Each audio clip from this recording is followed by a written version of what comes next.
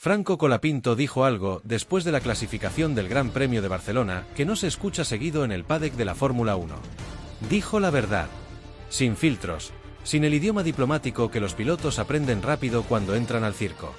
Dijo que el auto fue inmanejable, que se quedaron sin gomas en una sola vuelta, y que fue un día muy difícil. Y después, con esa claridad que tiene pocas veces en la categoría, agregó que de todas formas, largando 13º, hay oportunidades.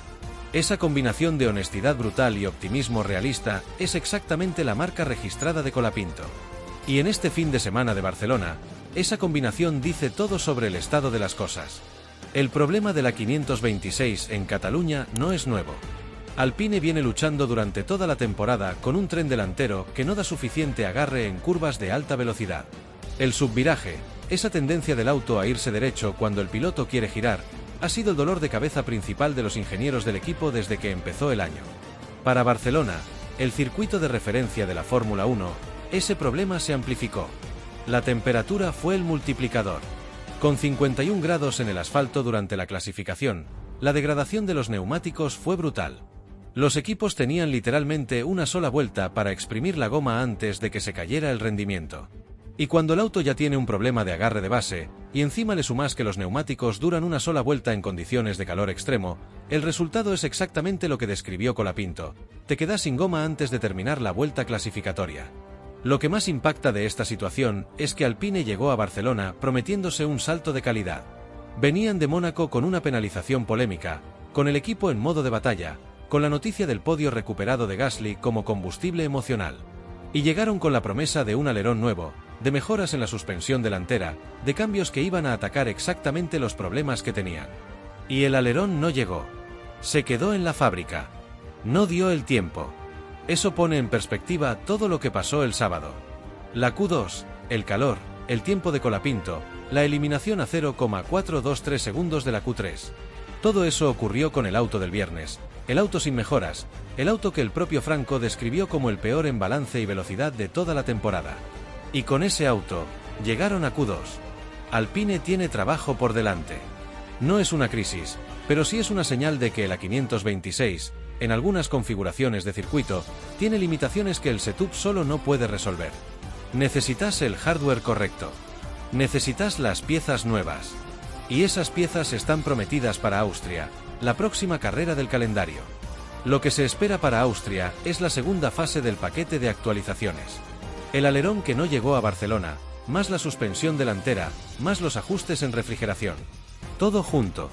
Si ese paquete aparece en el Red Bull Ring y funciona como los ingenieros de Enstone esperan, Alpine puede dar un salto que cambie su posición en el campeonato de constructores. Mientras tanto, el domingo en Barcelona hay una carrera de 56 vueltas.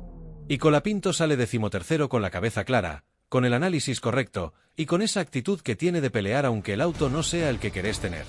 Un auto inmanejable no lo paró el viernes. No lo frenó el sábado. Y el domingo tampoco. Y por otra parte, hay cosas que la Fórmula 1 no había visto antes de Franco Colapinto. Una de ellas es lo que pasó este fin de semana en las tribunas del circuit de Barcelona-Cataluña. Cientos de argentinos viajaron miles de kilómetros para estar ahí. Para verlo. Para gritarle el nombre. Para que sepa, en medio de esa vorágine de ingenieros y estrategas y telemetría, que del otro lado de las vallas hay gente que lo quiere de verdad. Lo impactante no es que haya fanáticos argentinos en una carrera de Fórmula 1. Lo impactante es la intensidad. La cantidad de banderas celestes y blancas que aparecieron en el paddock desde el jueves. Los grupos de personas esperando horas con remeras de Colapinto, con carteles escritos a mano, con el número 43 pintado en la cara. Ese fervor que en Argentina es natural, casi instintivo, pero que en el contexto de la Fórmula 1 resulta completamente fuera de escala. Y Colapinto lo sabe. Cuando pasa frente a esa gente y escucha ese griterío, algo cambia en su cara. No es la cara del piloto que está en modo trabajo, calculando tiempos y pensando en setups. Es la cara de un pibe de 23 años que entiende exactamente lo que representa para toda esa gente. Que entiende que muchos de ellos no tienen plata de sobra y aún así cruzaron el Atlántico. Que entiende que lo están mirando como a un héroe, y que eso es un peso enorme y un combustible extraordinario al mismo tiempo. Las imágenes de Franco firmando autógrafos en Barcelona se viralizaron en minutos. Camisetas, gorras, Fotos, banderas. Firmas una tras otra, sin apuro, mirando a los ojos, diciendo 2 palabras a cada persona. Eso no lo hace un piloto que está cumpliendo con una obligación.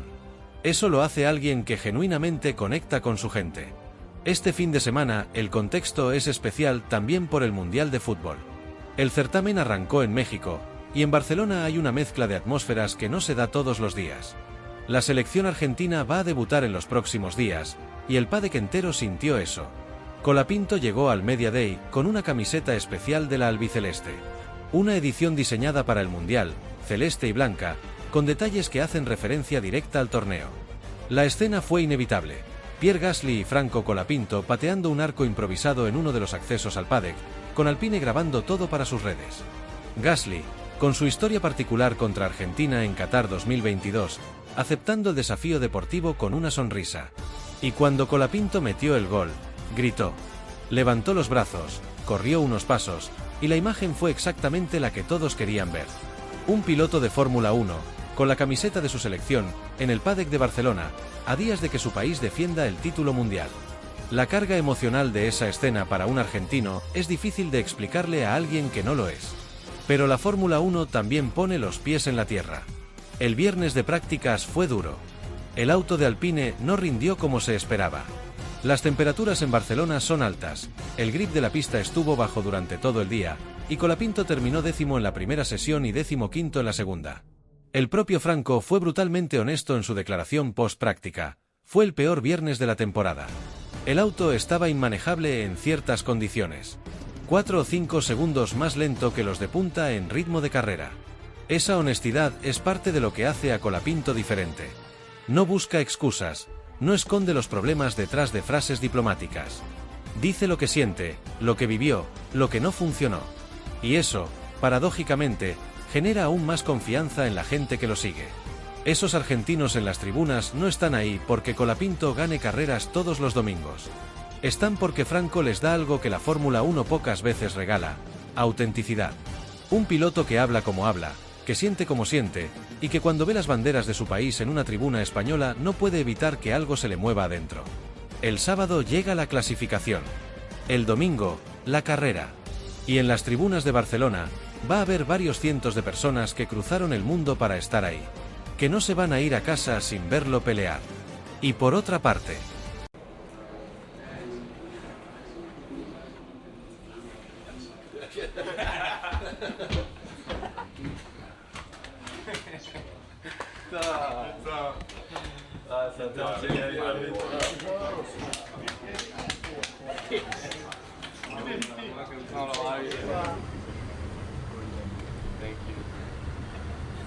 Flavio Briatore habló. Y cuando Briatore habla en la Fórmula 1, el paddock entero presta atención. No porque siempre diga lo que uno quiere escuchar, sino porque rara vez dice algo sin tener una razón para decirlo. El hombre que resucitó Renault, que construyó imperios en el pit lane, que volvió a Alpine como asesor ejecutivo con más poder real del que muchos directores técnicos han tenido en sus vidas, abrió la boca sobre Franco Colapinto. Y lo que dijo no fue lo que muchos esperaban. Para entender el peso de sus palabras, hay que entender qué significa Briatore dentro de Alpine. No es un consultor más. Es el hombre que tiene la última palabra sobre decisiones estratégicas. El que habla directamente con los patrocinadores.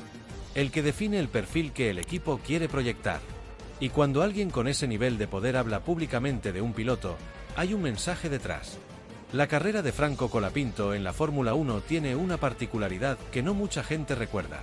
Antes de ser piloto titular de Alpine en 2026, Colapinto pasó por Williams. Llegó en la segunda mitad de la temporada 2024 como reemplazo de un piloto lesionado, corrió 14 grandes premios, sumó puntos en varios de ellos, y demostró en tiempo real que pertenecía a la categoría. Pero Williams no tenía un asiento libre para 2025. Y Alpine, que sí lo tenía, tomó la decisión de apostar por él.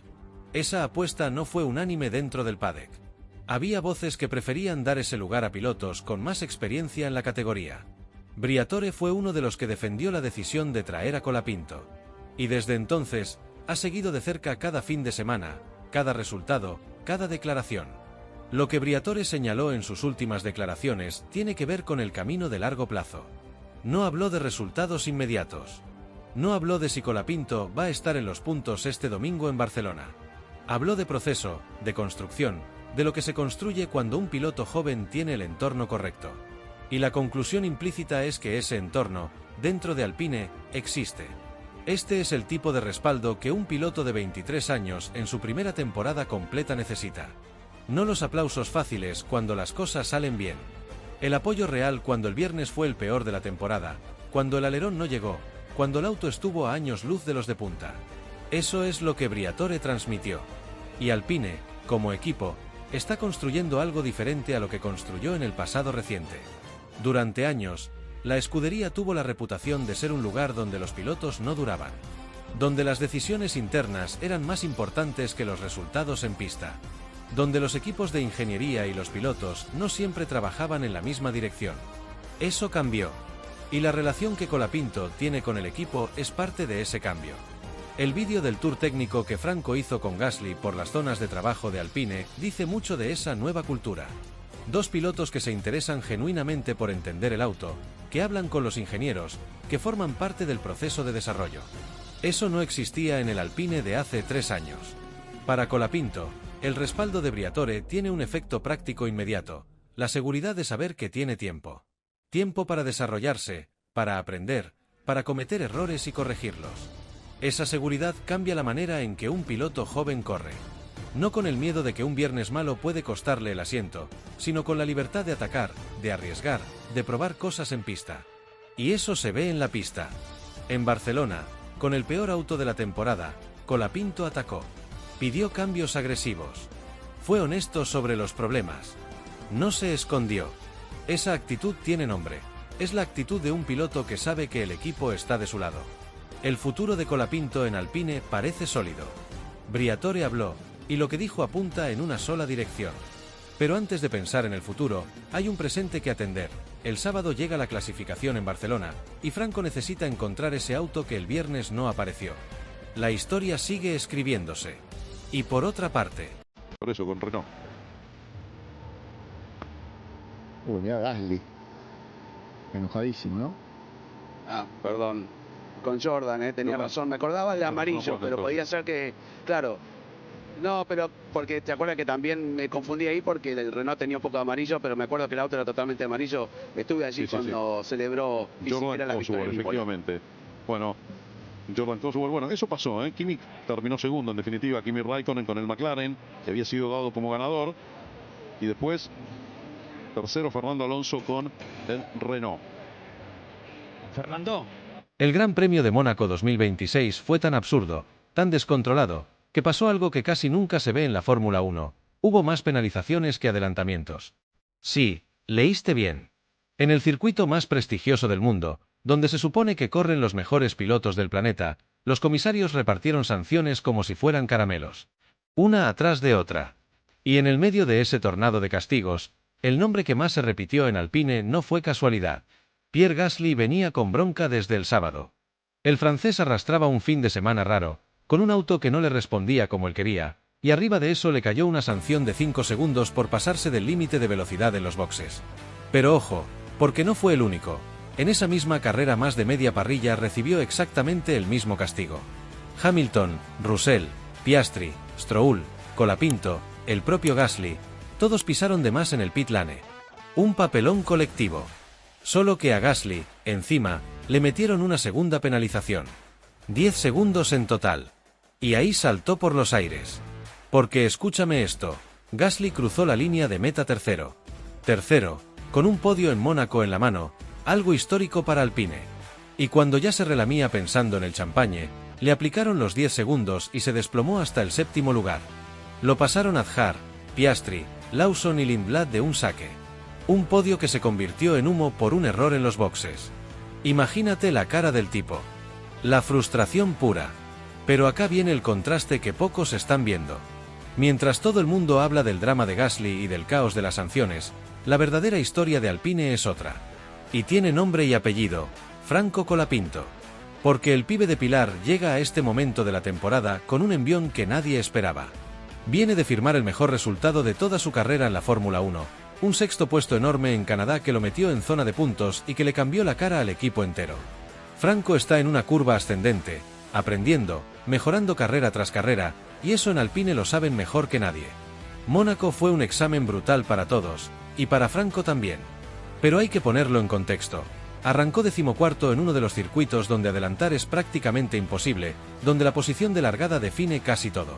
Y aún así estuvo metido en pleno baile, peleando en el pelotón, hasta que el relanzamiento después de la bandera roja se transformó en una carnicería que no perdonó a nadie. Lo tocaron, lo empujaron, lo mandaron al fondo en incidentes que ni siquiera fueron culpa suya. Así de cruel fue ese domingo en el Principado. Y mientras tanto, el equipo veía como su fin de semana se hacía pedazos no por falta de ritmo, sino por penalizaciones, por roces, por un asfalto que se rompía y por una organización que parecía perdida. Alpine sufrió. Gasly sufrió. Pero la pregunta que de verdad importa no es por qué se enojó el francés. La pregunta